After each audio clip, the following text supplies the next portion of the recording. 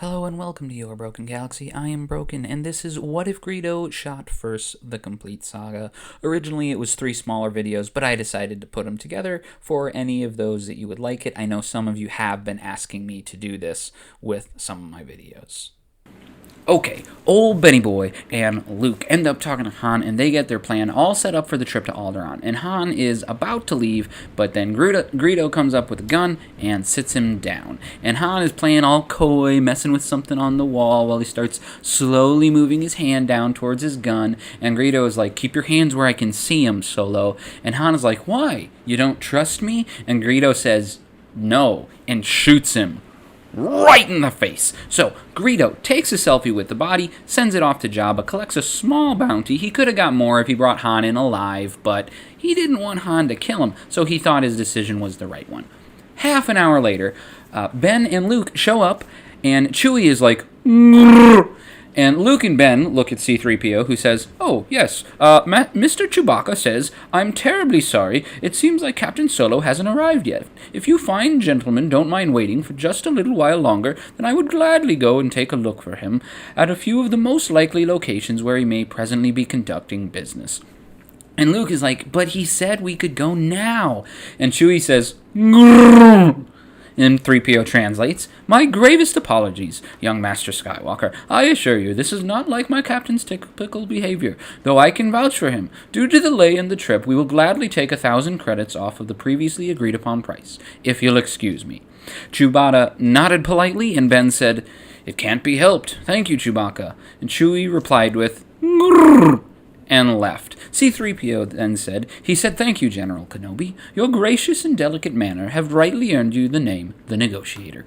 So, Chew Toy ends up going to the cantina, and the bartender, is like, "Chewie, thank the Force you're here. You owe me like 100 credits for having to clean up Han's dead body." And Chewie is like, "What?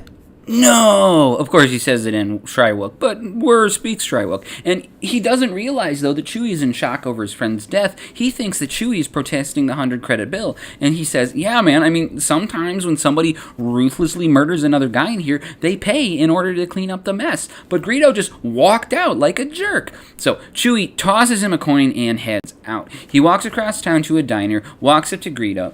As he approaches, Greedo stands up and draws his weapon, but Chewie knocks it out of his hand, grabs both of his wrists, presses his foot on Greedo's chest for leverage, and then rips off both of his arms. Greedo screams in pain. Chewie swung the arm that he was holding in his right hand like a tennis racket, striking Greedo in the face, then executing a backhanded swing, knocking him the other way and to the floor. He tosses both arms onto the unconscious body and walks out. He saw one of Jabba's Weequay attendants sitting next to his speeder right outside, wearing a very cool pair of sunglasses. He grabs the man around the throat with his right hand and grabs his right arm with the other. "What the heck?" the Weequay yelled right before Chewie ripping his arm off, and he threw the man to the floor, picked up the glasses, and put him on. He jumps in the speeder and heads off towards Jabba's palace.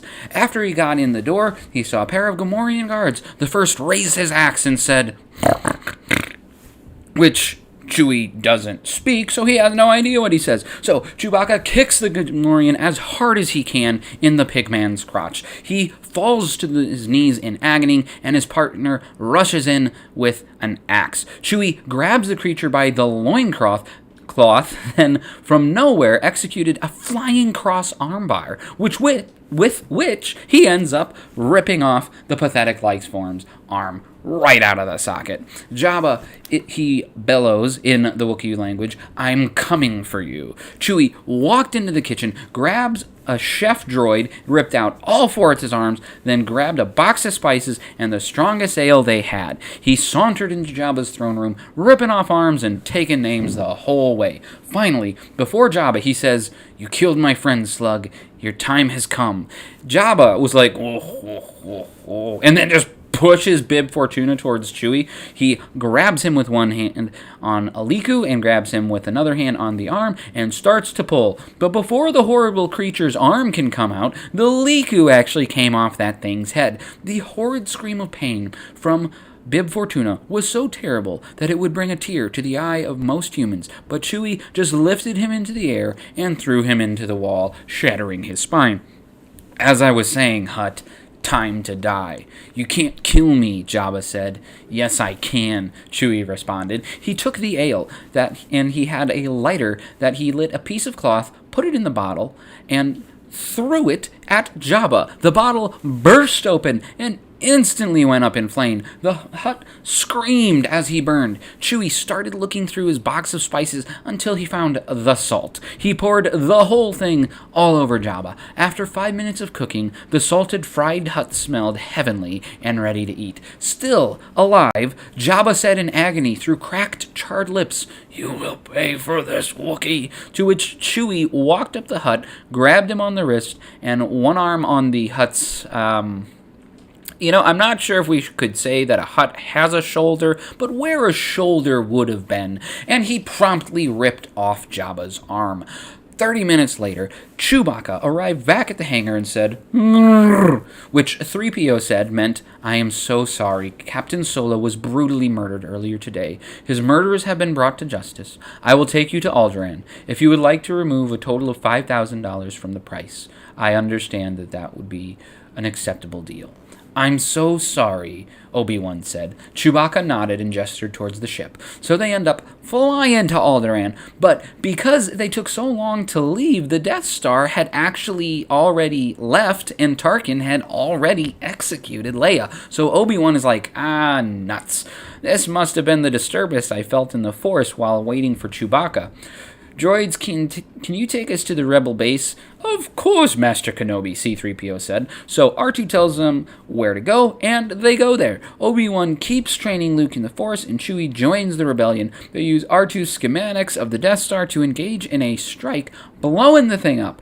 Unfortunately, Vader and Tarkin were not on board at the time.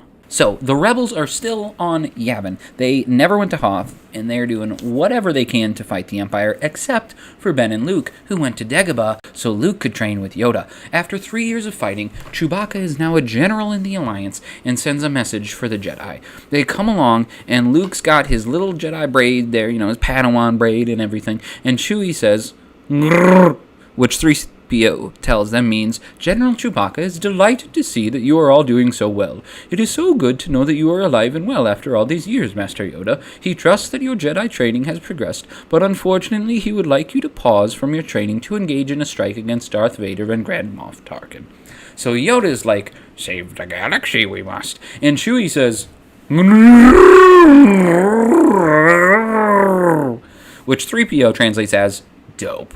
So, they fly to a space station where the imps are hanging out, and the 3 Jedi and Chewbacca sneak in. As the group turns a corner, they see 2 stormtroopers with lightning speed. Chewie grabs one wrist, places his other arm on the man's chest, and rips his arm off. Simultaneously, Obi-Wan ignites his saber and cuts off another man's arm. "Huh," Luke says, watching the 2 men writhing on the ground in pain. "I wonder which hurts worse, having your arm cut off by a lightsaber or having it ripped off?" "An excellent question, young Padawan," Yoda says. "Hotter than normal flame is Master Kenobi's blade, but severe is the trauma to the torso caused by the pull of mighty Chewbacca." So they end up busting into the council meeting where all the imps are. Vader is standing in the corner like the super emo Sith Lord that he is, and he instantly ignites his saber, just as the 3 Jedi do. "Master Yoda, I thought you were dead," Tarkin says. "Ah, and Master Kenobi, like a ghost back from the grave. It seems you've made a few friends. Who, might I ask, is this?" And Luke says, "I'm Luke Skywalker, and I'm here to rescue you." And Vader is like, "What?" And Tarkin, who has secretly guessed that Vader is Anakin, says, "Nonsense, it's surely a ploy to—" "No," Obi-Wan says. "Luke and his twin sister Leia, who was adopted by Bail Organa, are the children of Anakin Skywalker." "Where's my sister?" Luke asks, as Vader turns slowly towards Tarkin and says, "She was executed on the Grand Moff's orders." And Luke looks at his dad and says, "I'm here to rescue you." Vader looks back at the Jedi, then at Tarkin, and then lunges towards the Grand Moff. The dozens of other Imperials present, who had been politely sitting in silence in order to watch the drama unfold before them, jump from their seats, though unfortunately none of them were armed, which of course has a double meaning. Firstly, that they didn't have weapons, and secondly, that Chewbacca and Obi-Wan quickly cut and or ripped off all of their arms. So finally, it is just Tarkin. Chewie and Vader rushed at him at once, simultaneously having Vader sever his right arm while Chewie ripped off his left. "Goodbye, Grand Moff," Vader says as he got his blade ready to stab the man. "Dad, wait," Luke said. "This isn't vengeance, son. Luke, this is justice." No, not that. Totally kill the dude. He blew up a freaking planet. "I just have one question before you do." Luke squinted his eyes, narrowing his vision, and asked, "Which hurt worse, losing your arm to the lightsaber or to the Wookiee?" Tarkin, armless, crying, and dying, looked up and said, Well, they're about the same." "Answer, Tarkin," Obi-Wan said from behind Luke. "Well, I suppose if I have to choose, I think that the fractured ribs and dislocated arms on my upper left side hurt a little bit worse than the unending burning on my right." Chewie laughs. Obi-Wan rolls his eyes and hands Chewie a 50 credit chip. Now that Vader had come back to the light side, he and the Jedi decided to immediately rush to Coruscant in order to confront the Emperor, before word got out that all the Moffs had been slaughtered. Vader had the 4 others cloaked in black robes and led them unquestioned into the Emperor's throne room. He is, of course, Darth Vader, and he would be let to pass into the throne room unperturbed. "Lord Vader, you have brought friends?" the Emperor asked inquisitively. "Yes, my master," Vader said, kneeling in order to try and deceive the Emperor. "Oh, knock it off. I know you've turned back to the light," the Emperor said. "What? No, master, Vader started to stutter. "Anakin, come on. That 2-foot-tall guy in the black robe is obviously Master Yoda." The 4 combatants removed their robes and ignited their lightsabers. "It's treason, then," the Emperor said. "Guards!" Suddenly, all 12 Imperial guards step forward, and the Emperor continues, "It's time for you all to perform your one job. Kill the Jedi and the Wookiee." The Red Guards leap forward, and immediately 4 of them are killed by the Jedi. "Oh, dang," Palp says. "I better help." He jumps into the fray with a saber in one hand and lightning coursing from his other.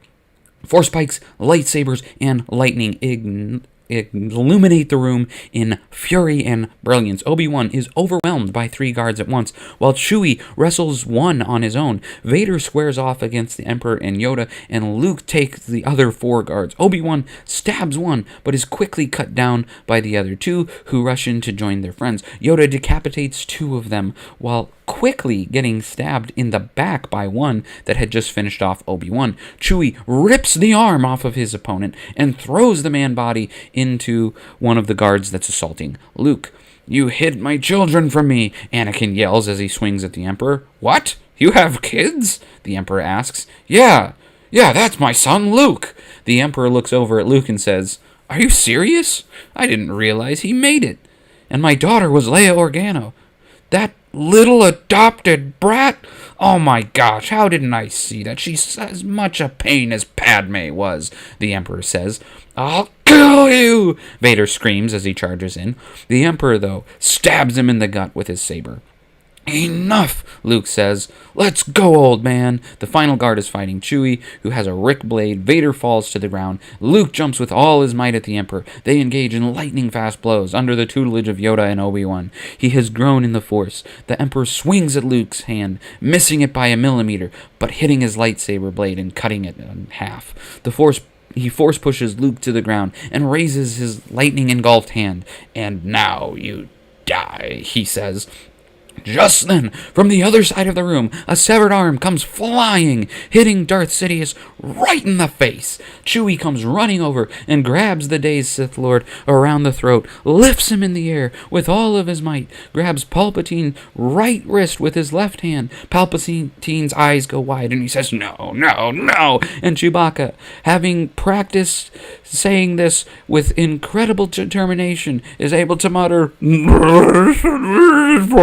Han! And the Emperor says, "Who the frick is that?" And Chewie yells with the fury of a hurricane as he rips the Emperor's arm off. The Emperor falls to the ground, crying like a baby. I don't want to ruin your moment there, buddy, but I'm pretty sure we should finish the job," Luke says.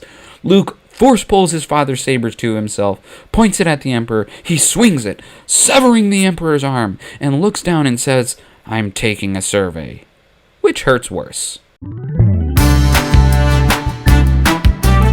Well, I hope you enjoyed that, if it was your first time hearing it all the way through. As always, please feel free to give recommendations in the comments below. I've got probably over 100 of them on my computer that I eventually want to get to. So if you recommend something and I love the idea, it honestly might be like a year before I would ever even get to it. But you're still welcome to recommend. I do love hearing your guys' great ideas. I like hearing some of your bad ideas too, even if I'm being honest.